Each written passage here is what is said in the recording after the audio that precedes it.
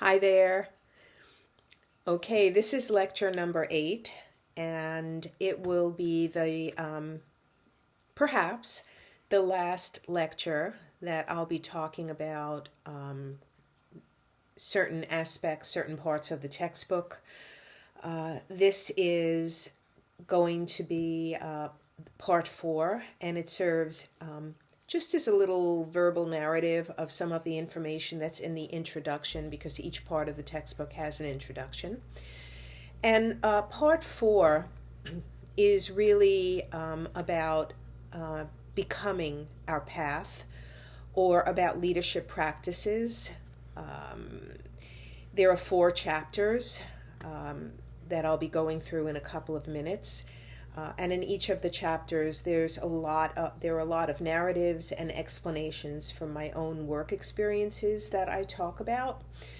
I consider this last part of the book to be really important, especially not only for you as students, but for practitioners who are working in the field, because it's only through our leadership practices that we can really evolve within our profession, and that we can help our profession evolve as well. Most of us may not even realize it about ourselves, but we probably already have leadership qualities and characteristics. We form missions, we have vision statements about the way we want things done. We certainly enjoy working with others and being part of teams and committees. You may find that some of your leadership qualities are emerging right now when you're completing your courses. Have you ever noticed how other people seem to always ask you for directions, or for your opinion about things?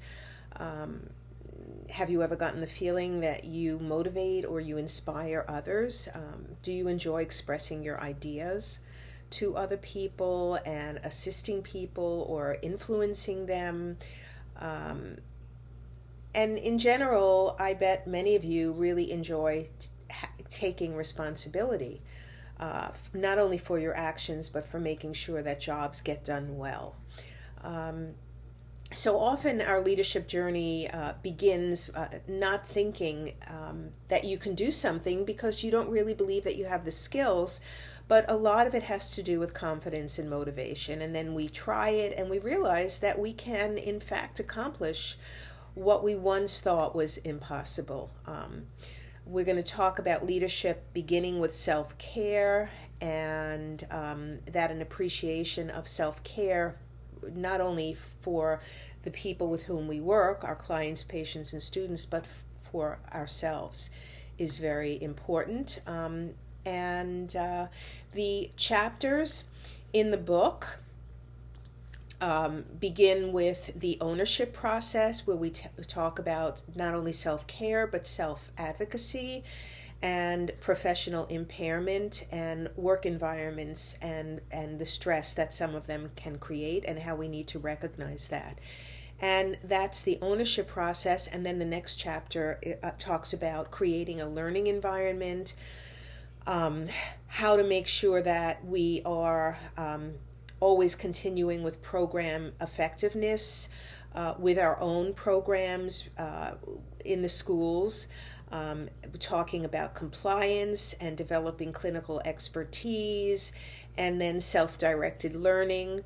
And then the next chapter talks about professional development content, and how we can assume leadership roles within the teaching and the learning environment, and how we can really get involved with reflective practices as a tool.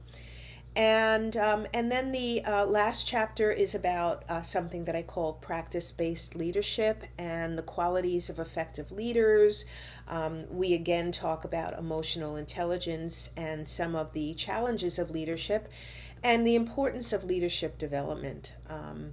I know some of you are involved already with developing your leadership skills and abilities. It's something that I've been a volunteer leader in the profession in the case of working with ASHA, with our National Association, for many years on many boards and councils and committees, and working with the State Association, and I'm now proud to say that I'm president of the New York State Speech Language Hearing Association, and I hope that many of you are going to join that association when you finish up with students, or now as you are a student. We have student membership, so we can talk about that during one of the lectures, and I thank you for listening and have a great rest of the day.